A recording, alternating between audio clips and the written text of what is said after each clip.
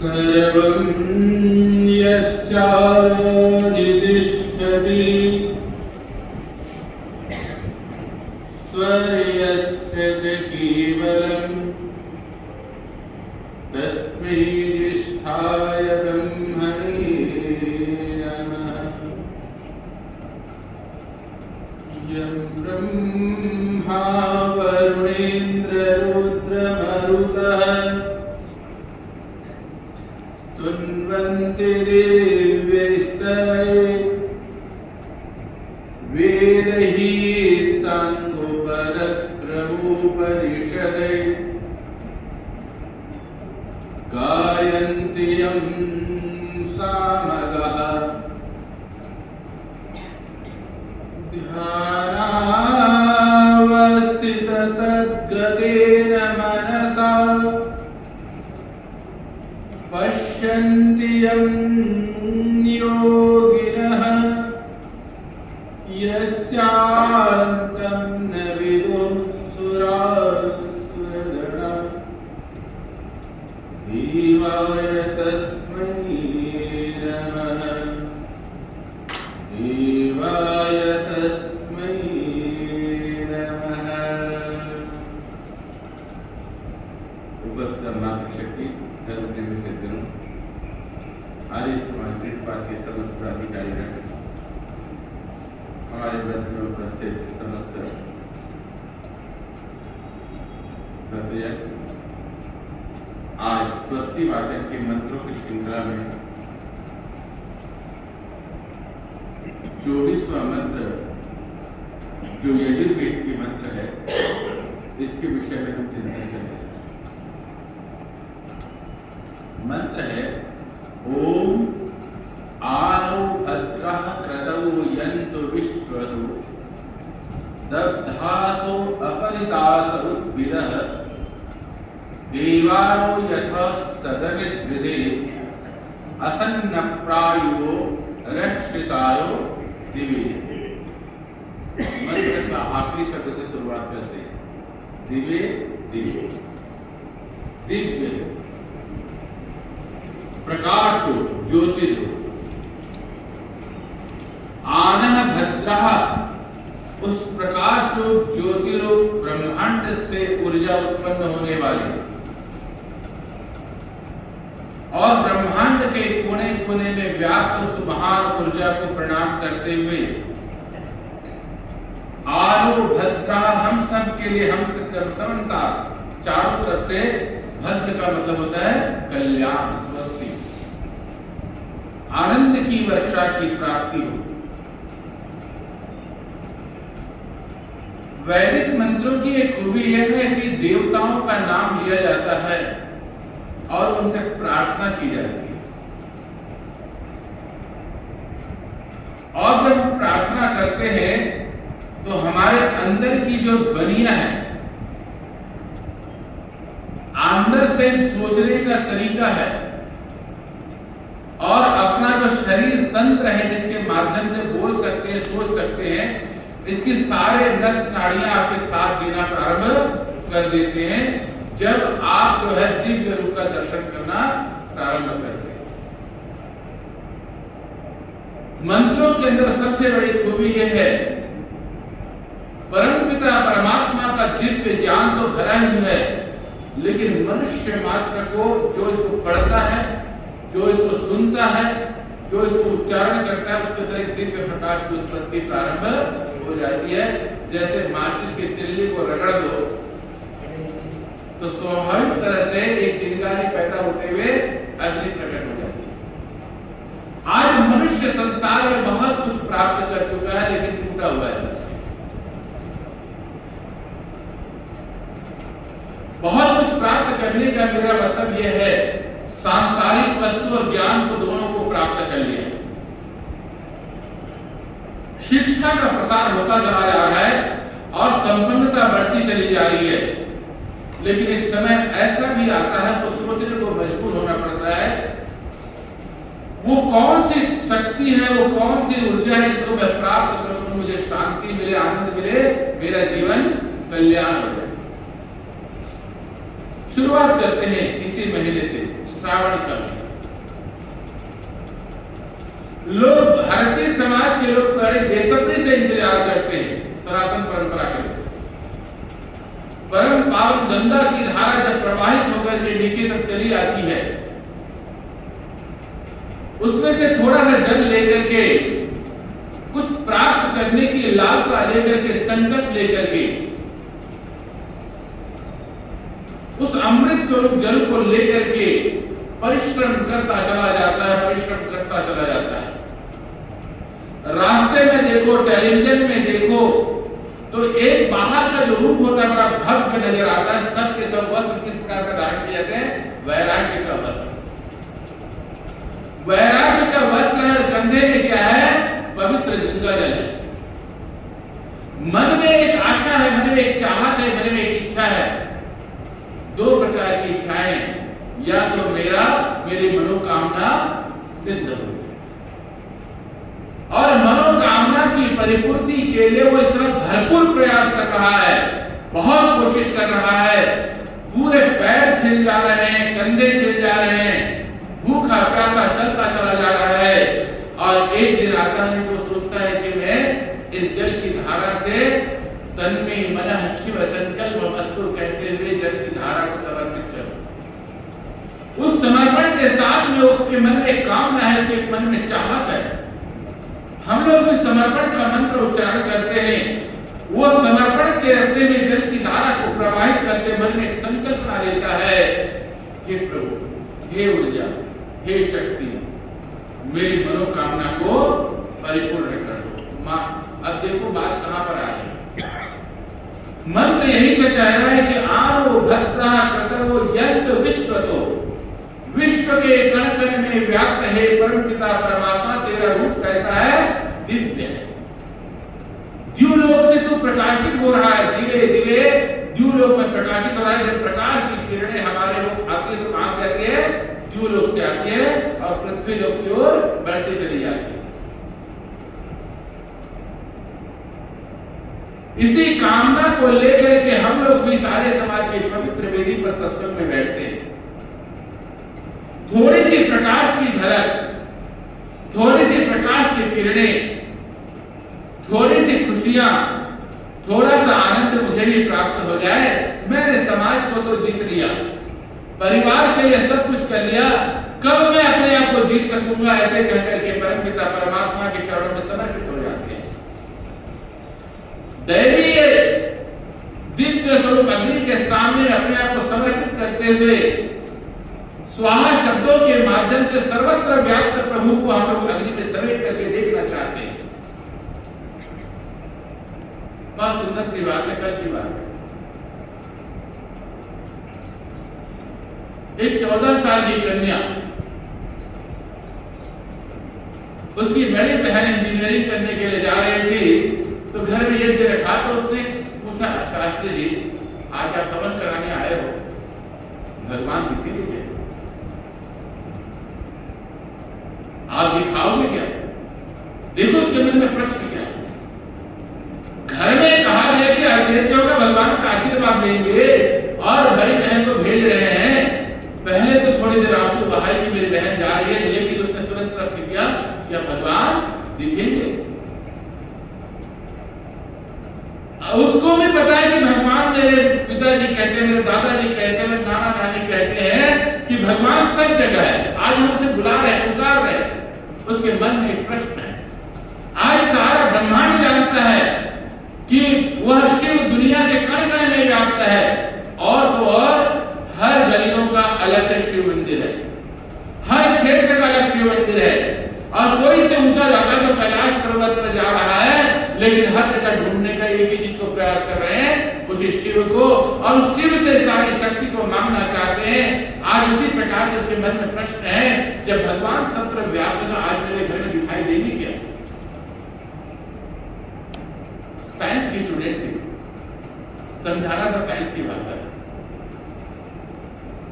हमने उसे एक प्रश्न किया, विश्व के कण कण में व्याप्त है अग्नि जल, विश्व कण कण में व्याप्त है परमात्मा, क्योंकि इसमें शब्द लिखा है विश्व दो अलग दासो, विश्व के कण कण में व्याप्त है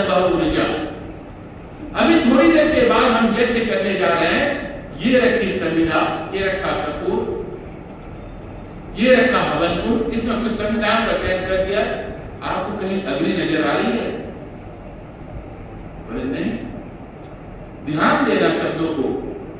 अगर अग्नि हमने इनके बीच में प्रकट कर दिया कपूर के माध्यम से या माचिस के तिल्ली के माध्यम से या दिया के माध्यम से, जो चीजें शांत नजर आ रही है उसमें से अग्नि की लौ निकलेगी, प्रकाश निकलेगा। तो हमने कहा क्या ऐसा संभव है? तो उसने कहा कि हाँ बिल्कुल। उसने ये देखा था जब, इसलिए उसने कहा कि हाँ बिल्कुल संभव है। अब उसके मन की जिज्ञासा को समाप्त करने के लिए वो आगे बढ़ते हैं।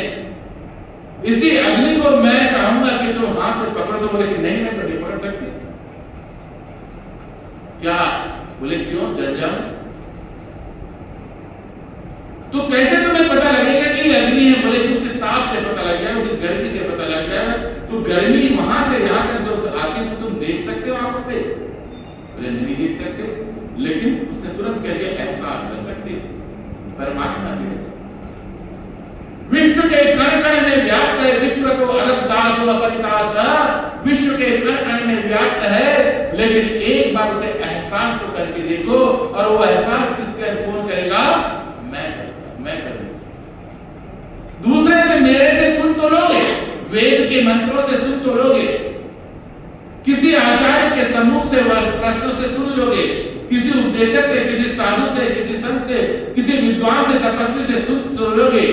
सुनने के बाद भी ध्यान रखना एक फ्रीक्वेंसी है। फ्रीक्वेंसी का मतलब क्या होता है? मैं यहां बोल रहा हूं, आपके कान के पास मेरी जो ध्वनि वो जा रही है, किससे जा रही है? हवा के माध्यम से तैरते हुए जा रही है। और जाने का एक तरीका है। मैंने उससे प्रश्न दूसरा भी किया था, देखो मैं आपके लिए वेद मंत्र पढ़ूंगा तो वेद मंत्र से होगा क्या? तो उसने कहा था कि हमने उसको जवाब दिया था। तो बोले तुमने फिजिक्स पढ़ा? हाँ मैं पढ़ रही हूं। 11th में थी वो फिजिक्स पढ़ रही। फिजिक्स में एक्शन और रिएक्शन होता है। अगर तुम्हारी कोई सहेली तुमसे लड़ गई तो तुम्हें कैसा लगेगा? बोले बहुत बुरा लगेगा। तो उसने तो तुम्हारे को दूर शब्द से, दूर बैठे बैठे तुमसे लड़ाई की, उसने कौन सा ऐसा शब्द बोल दिया जो तुम्हारे अंदर गुस्सा पैदा हुआ है? जबकि उसने तुम्हें टच नहीं किया, कुछ बोला ही नहीं, वो आवाज को तुमने देखा भी क्यों नहीं? तुम देख सकते नहीं। तो वो जो फ्रीक्वेंसी है वो जाकर के उसकी जो आवाज की बोलने की जो शैली है, वो सबसे पहले जिसने सोचा अपने मुख से निकाला, और निकालने के बाद तैरते हुए तुम्हारे कान में आया, तुम्हारे कान के माध्यम से दिमाग पे गया, और दिमाग से विश्लेषण किया गया जो मैंने शब्द सीखा है उसमें, और जो मैंने ध्वनि सुनी है, जो मैंने आवाज सुना है, इसमें कड़वाहट, इस आवाज में क्या है? कटुता है। अब रिएक्शन के बाद रिएक्शन किसमें हो रहा है? जो सुनने वाली है तुममें रिएक्शन हो रहा है। बोले हाँ गुस्सा आ रहा है। इससे कैसे हिम्मत हुई कि मैं ऐसे कह दिया? एक्शन से वहां बोला गया, बीच में कोई भी चीज नहीं है। वो जो ध्वनि है उसने उसके अंदर रिएक्शन किया और उसके अंदर क्रोध उत्पन्न हो गया। मैंने कहा दूसरी सहेली ने तुमसे मित्रता बड़े प्रेम से बोला, तो तुम्हें कैसा लगे? बोले उससे मुझे बहुत लगाव है। शब्द उसके भी थे, लेकिन आज उसकी फ्रीक्वेंसी में प्रेम है, स्नेह है तुम्हारे लिए, मित्रता है। वो फ्रीक्वेंसी ने आकर के शब्द के माध्यम से तैरते हुए आकर तुम्हारे कान में पहुंचा, तुम्हारे दिमाग में विश्लेषण किया, और एक्शन और रिएक्शन तुम्हारे पूरे शरीर में हुआ। तुम्हारे चेहरे में क्या पैदा हो गई? मुस्कुराहट। आज परमपिता परमात्मा को ये मंत्र कहता है, विश्व को अलब्धासो, विश्व के कण कण में व्याप्त अलब्धासो, जिसकी तुलना नहीं कर सकते। दिवे दिवे दूरलोक से जो आने वाले प्रकाश की तरह ऊर्जा में है, जो तुम्हारे अंदर व्याप्त है। कभी बैठ करके उसकी आवाज को सुनो, उसकी आवाज को सुनने की कोशिश करो। कौन सुनेगा? खुद को सुनना। मंत्र की आवाज को आपने सुन लिया। संसार में क्या हो रहा था? श्रावण के महीने में आज सत्र बरसात हो रही, गर्मी से राहत मिल रही है, शरीर को आनंद महसूस हो रहा है, एसी चल रहा है, बंदों के पंखे की हवा में आनंद आ रहा है। एहसास कौन कर रहा है? आपका शरीर कर रहा है। शांत आप बैठे हो, एहसास करने वाला तो आप हो, तो आपके अंदर तो एहसास हो, तो परमपिता परमात्मा की ध्वनि को क्यों एहसास नहीं करते?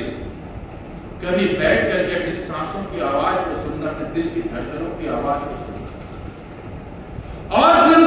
से जुड़ना है, दिल का धड़कन तो कैसे धड़क रहा है मुझे समझ में नहीं आ रहा है कि हल्की हल्की ध्वनि कहां से आ रही है, कैसे आ रही है, इसको चला कौन रहा है, प्रश्न करने अपने आप से अंतर होकर।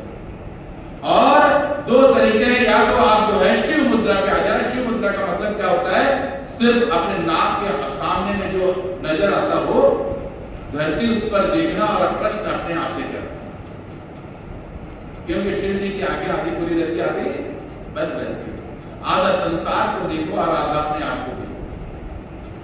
जब उस दिन प्रकट करोगे तो तुम्हारे अंदर की जो ध्वनि है वो आवाज आएगी, वो धड़कन की आवाज आएगी। धड़कन की आवाज के पीछे भी एक सुंदर ध्वनि है जो तुम्हारे शरीर के सारे अंगों से ध्वनि पैदा होती है। तुम्हारे हर तंत्रिकाओं में जहां खून का प्रवाह हो रहा है उसमें भी बहने की झरझर एक कलकल की ध्वनि पैदा होती है, जैसे झरना बह रहा हो, लेकिन इतने शांत, इतना शांत है, आप सुनो ना सुनो उसने बहते जा रहे हैं, लेकिन उसकी आवाज को सुनना और फिर मंत्र को बोलना, सर ये सब बोलना, सब ध्यान उसको जो है विश्व तो अदर्धासो अपरितासो, तुम्हारा इसका अपरितास कोई मुकाबला नहीं।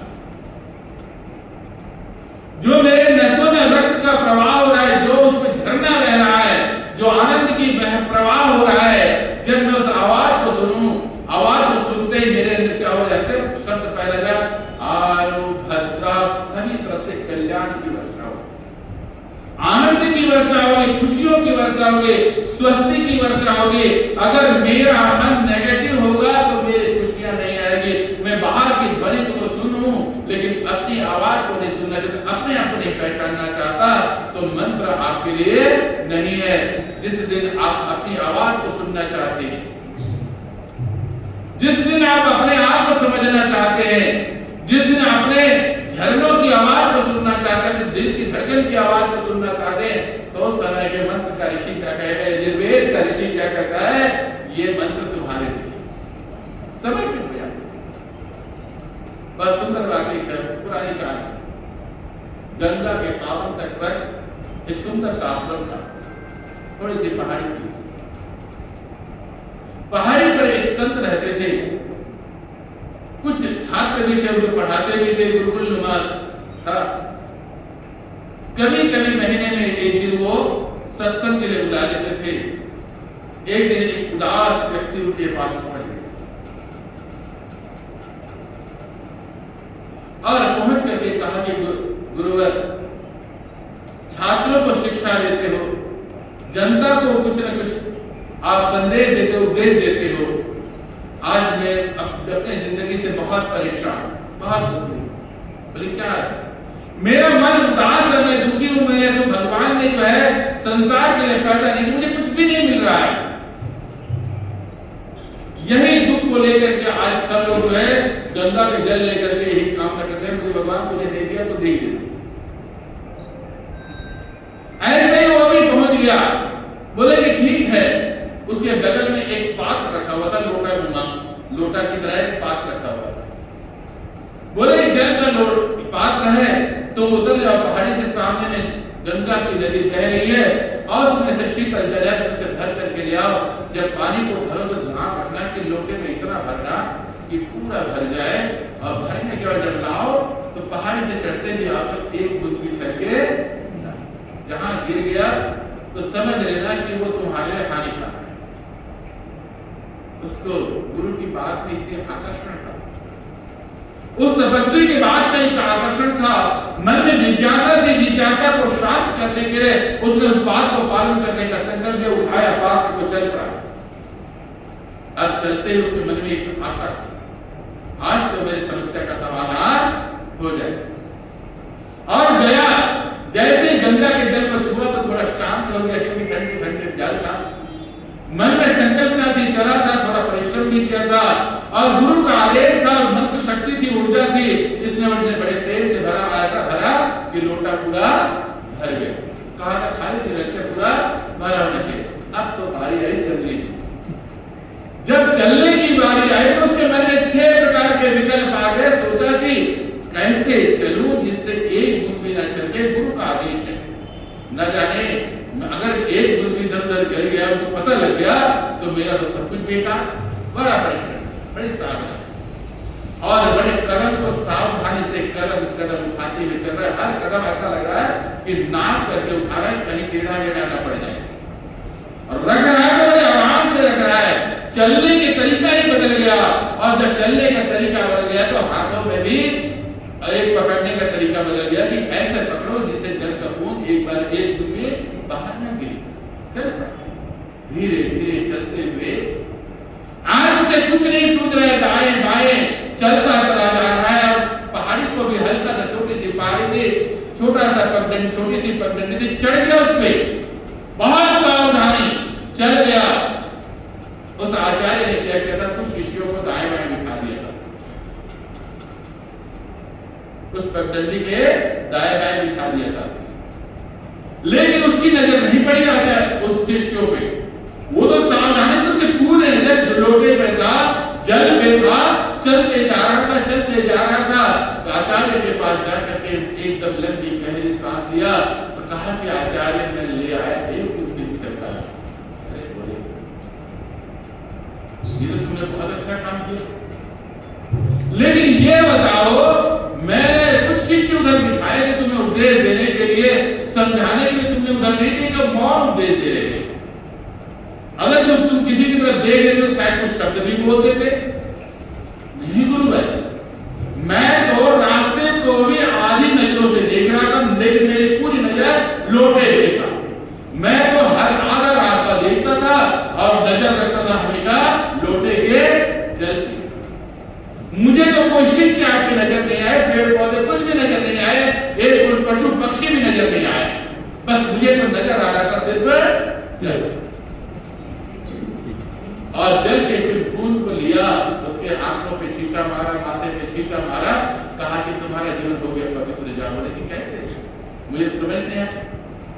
तुम दुखी थे, तुम उदास थे, तुम परेशान थे, तुम्हारा मन कभी इधर भाग रहा है, कभी उधर भाग रहा है, कभी उधर भाग रहा है, कभी इधर भाग रहा है। उससे तो कह देता एक बार, जैसे मैंने कुछ प्राप्ति करने के लिए इस जल को मैंने शांति पूर्वक, आसानी पूर्वक मैंने इसको बिल्कुल कदम से कदम बढ़ा करके आगे बढ़ाता चला, ठीक इसी प्रकार से जीवन की नैया को भी तो ऐसे ही बढ़ाता जाए। अपनी जिंदगी को कदम से कदम संभालते हुए हर वेद मंत्रों की तरह एक एक शब्द में कदम जीवन को ढालते हुए आगे चल।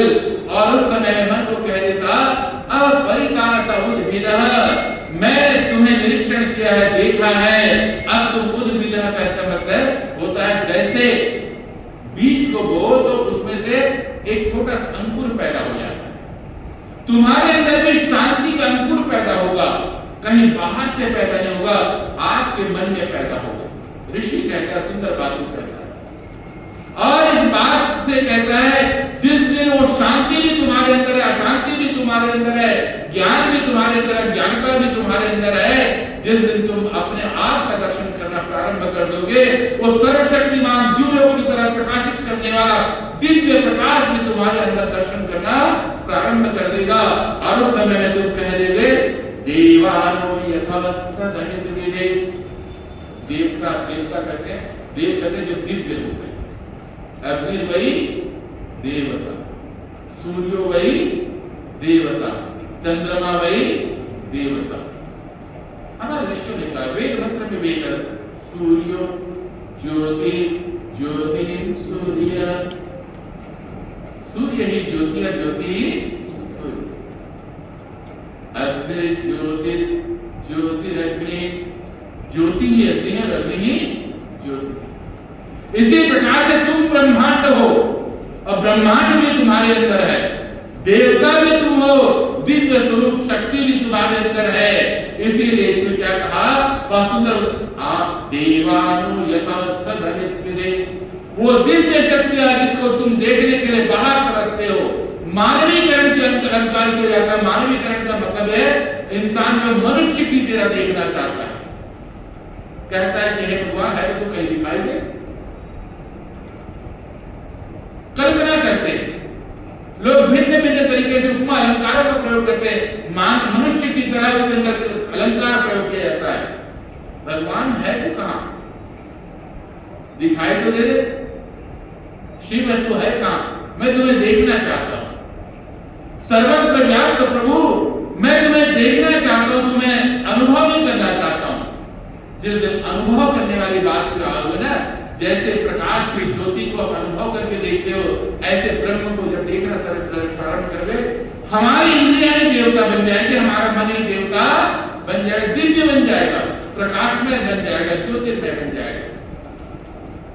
वो दिव्य प्रकाश, वो ज्योति, वो आनंद तुम्हारे अंदर में व्याप्त हो जाएगा। और उसके बाद में फिर क्या कहता है, बहुत सुंदर बात कहता है। क्या कहता है? जीवन में कुछ चीजें प्राप्त होंगी। कैसे प्राप्त होंगे? पहले तो आप जो बातें वेद मंत्रों में सुना है, पहला लक्षण आपको क्या करना पड़ेगा? निरंतर प्रयास करना पड़ेगा। निरंतर का प्रयास मतलब, अगर कोई सोचे कि मैं जाऊंगा मुझे शांति मिल जाएगा, संभव नहीं है। निरंतर प्रयास, क्योंकि मन का एक स्वाभाविक गति है, मन की एक स्वाभाविक स्थिति है। वो क्या करता है, जैसे ही आप उसके तरफ जाते हो तो वो एकदम दुनिया की बातों को ले आता है और अपने आप को अंधेरा है, आपके अंदर अनेक प्रकार का अहंकार सब कुछ पैदा कर देता है। और वो कहता है कि नहीं, इनको छोड़ो, वो तुम्हें भगाने की कोशिश करता है। लेकिन इसीलिए क्या कहा है?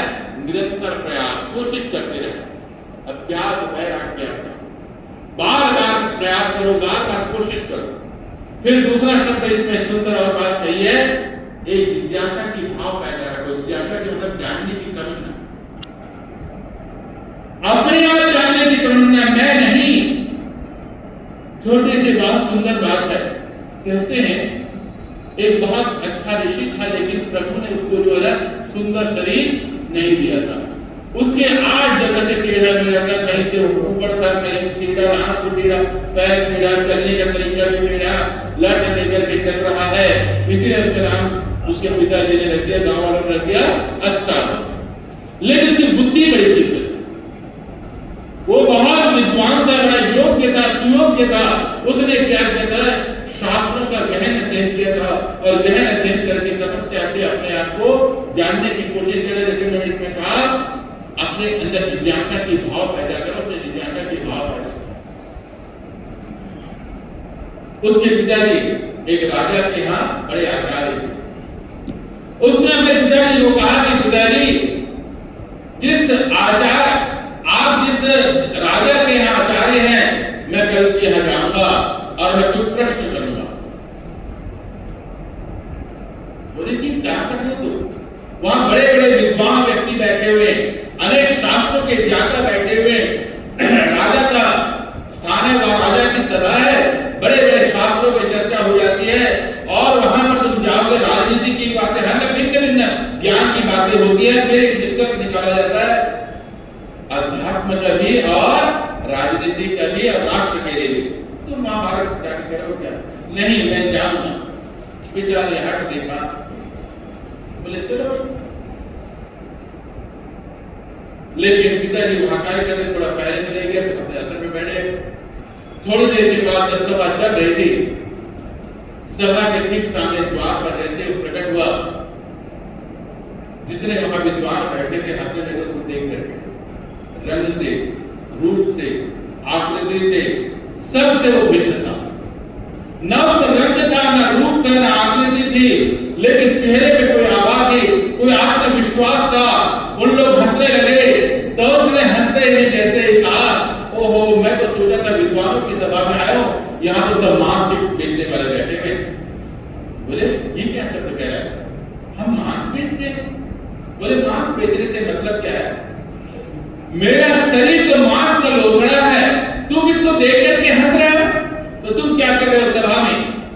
मैंने सोचा था कि यहाँ पर विद्वान है और विद्वान लोग जो है विद्वत्तापूर्ण बात करेंगे, लेकिन उसकी आवाज में अदम्य शक्ति थी, अदम्य आत्मविश्वास था। राजा ने पूछा कि बालक है कौन? सुबरा कौन सा बालक है? बोले बालक तुम क्या कहना चाहते हो? ये मांस विक्रेता है तो कहा। बोले मेरे शरीर को देख करके हंस रहे हैं, इन्होंने मेरी आत्मा नहीं देखी, मेरे मन को नहीं देखा, इनके अंदर जिज्ञासा की भाव पैदा नहीं हुआ, जानने की तमन्ना पैदा नहीं हुई कि ये व्यक्ति है कौन, इसके चेहरे पर अदम्य विश्वास और शक्ति क्यों है। बोले कि क्या कहना चाहते हो? क्या इन्होंने अपनी आत्मा और मेरी आत्मा को देखा है? इन्होंने जो शब्दों को रट रट करके आपको दाएं से बाएं बहकाते रहते हैं, लेकिन इन्होंने आत्म इन लोगों ने अगर आत्मा को देखा है तो बताएं कि आत्मा का रंग रूप आकृति कैसा है। किसी ने देखा तो है, शास्त्रों में भी पढ़ा था तो बोलना चाहते हैं, उसने एक वाक्य कहा, शास्त्र से पढ़ी हुई बात नहीं कहना, आपने जो देखा है आत्मा को, अपने अगर देखा है तो अपने शब्दों में व्याख्या करना और मुझे बताना कि रंग रूप आत्मा का कैसा है। या तो फिर तुम बता दो या फिर अपने आप को जो है विद्वानों की श्रेणी से हटा।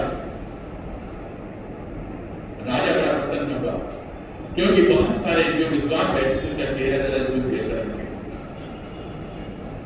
जब झुक गया तो उस समय वेद का मंत्र कहता है कि देवानो यथा सदमित्रे असन्नप्रायो रक्षितारो दिवे दिवे, तुमने आत्मा के दिव्य प्रकाश को नहीं देखा है, तुमने आत्मा के दिव्य ज्ञान को नहीं देखा है। यही वेद का मंत्र हमको संदेश दे रहा है। हम संसार को देख रहे हैं, समाज को देख रहे हैं, एक बार जुड़ करके अपने मन को देख लो, अपनी आवाज को सुन लो, अपने अंदर के प्रवाह को सुन लो, उसकी आवाज को सुन लो और उसके बाद जो है तुम्हारे चेहरे पर जो एक आत्मविश्वास झलकेगा, एक आनंद झलकेगा, उस समय वेद मंत्र की शक्ति, वेद मंत्र की ऊर्जा तुम्हारे अंदर प्रकट होगी। ये कहता है ऋषि। और वही अष्टावक्र जो है, अष्टावक्र नाम का गीता लिखा और जिसमें पूरे विज्ञान भरा हुआ है, जिसमें साधना का परम शक्ति भरी है और वह नवरत्नों की जगह वहां पर बैठना प्रारंभ कर दिया। कहने का मेरा मतलब है जिज्ञासा की भाव जब पैदा हो जाती है तो ये वेद का मंत्र आपको स्वात्म दर्शन कराता, आपको अपना दिखाता, अपना रूप दिखाता है, अपनी आकृति दिखाता, अपनी आवाज को सुनाता है। और यहाँ पर जो है इस प्रकार से अगला जो शब्द मैं कहने जा रहा हूँ इसके तरफ फिर उसके पश्चात अभी थोड़ी देर पहले हमारे मैडम के बहुत सुंदर बैठे, उन्होंने मौन पे चर्चा की। मौन से बहुत सुंदर बात, मौन से मतलब क्या है, क्या आपकी सांसें आपको बताती हैं, आवाज करने के लिए मेरी उपस्थिति है। जैसे आप बंद करके बताते हैं कि मेरा नाम ये है, सांसों ने कभी आपको नहीं बताया कि मैं तुम्हारी सांस हूं।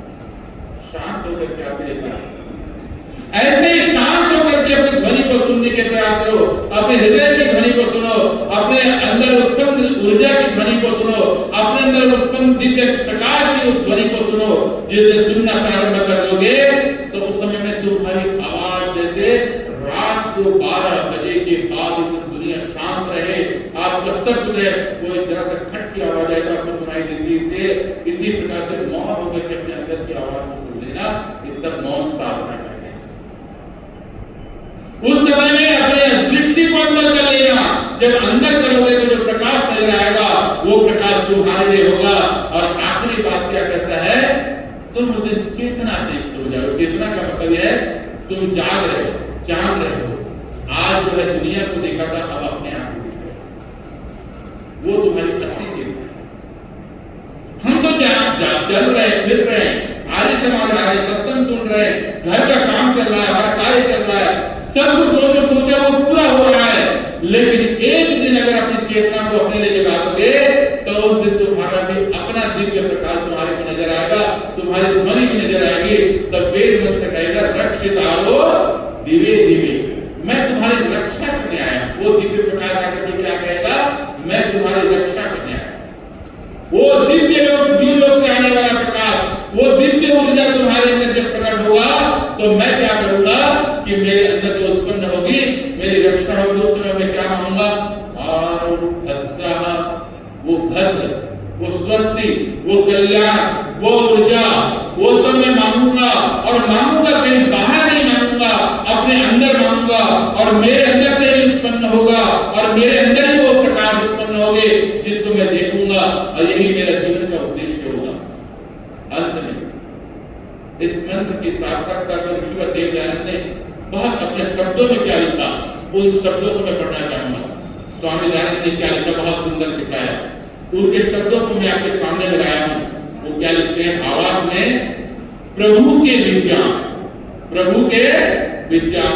जितना भी संसार में मैंने कहा, इस दुनिया में ध्वनि उत्पन्न हो रही है, एक सुंदर प्रकाश आ रहा है, सुंदर प्रवाह आ रहा है, सुंदर चमकता हुआ प्रकृति है और उसमें हम सब सुंदर लोग हैं। उस विज्ञान को हम लोग देखें तो इसका शब्द क्या, प्रभु के विज्ञान और विद्वानों के संग से।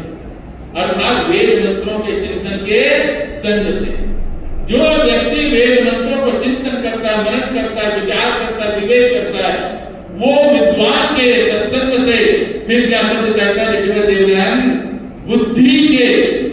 बुद्धि को प्राप्त करके, मतलब ऐसी बुद्धि जो प्रभु के विज्ञान को भी स्वीकार करे और हमारे समाज में जो सत्संग चल रहा है, हमारे ज्ञान का जो प्रवाह चल रहा है, दोनों को साक्षात एक साथ देख सके।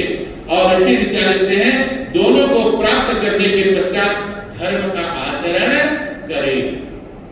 स्वामी दयानंद के शब्द है, स्वामी दयानंद जी ने यजुर्वेद का पूरा वाक्य किया। तो कहते हैं धर्म का आचरण करे। आचरण का मतलब दूसरों को करवाए नहीं, मैं खुद करूं, करे, मैं खुद करूं।